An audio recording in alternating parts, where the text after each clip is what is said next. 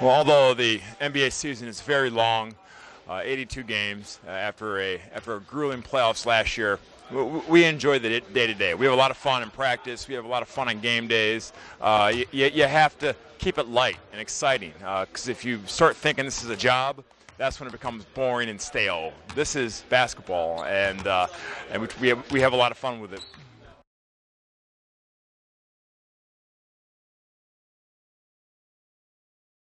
I had a tough playoffs last year shooting the basketball, but I stayed strong mentally, and I kept the faith, and I kept with my routine. I got a little extra in, and I knew that at some point it would all click and all come together, and lucky for me, it came together at the most important game of my life.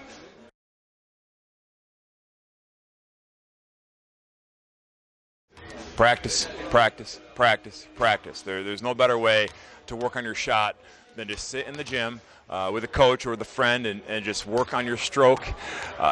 See the ball go through the hoop and just feel the rhythm. And there's no substitute. You can't shortcut it. You have to put the time in, and you have to practice.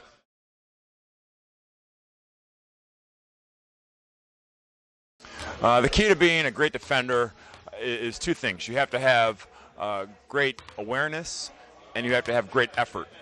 And I'm always aware of where I am on the floor, where my man is, where the ball is, and what my responsibility as a defender is. And then you have to have effort. You have to be able to keep giving your best effort every single time, even when you're guarding a great player like LeBron or Dwayne Wade. Those guys are good, and they're going to score some points. But you have to keep coming, keep fighting, and never give up.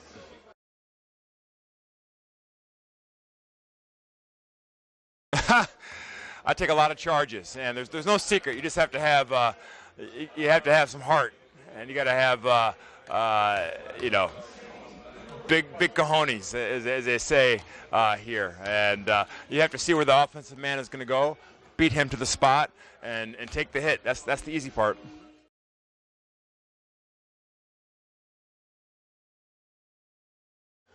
There's so many great players in the league. For me, a guy like Kevin Durant is just so good. He's just so good. He can beat you in so many ways. I think he's maybe the most versatile offensive player right now, and he's very difficult to guard.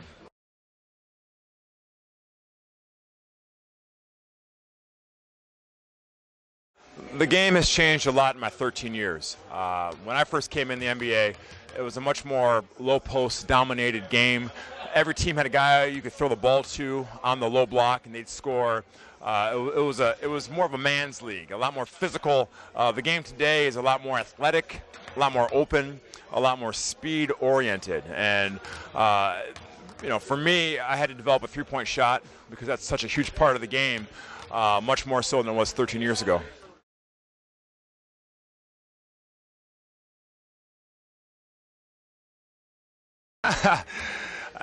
My teammates know my value to this team, and my coaches know I'm important, and that's all that matters to me.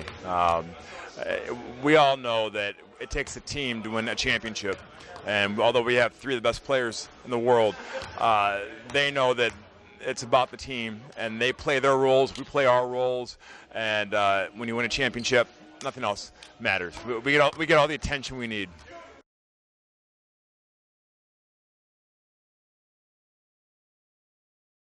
Yeah, well, when you play small, I think you can play more efficient because you're taking more three-point shots, and you can play at a pace that makes size disadvantage, not count as much. And when you play small, you can switch a lot of pick and rolls, and you can play a lot more versatile styles on defense. The disadvantage obviously is rebounding.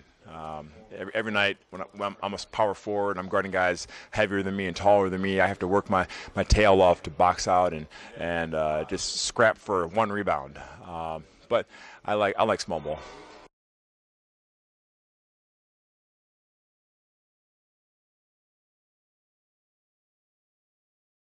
Well, the game of basketball is the best game in the world, and it's growing.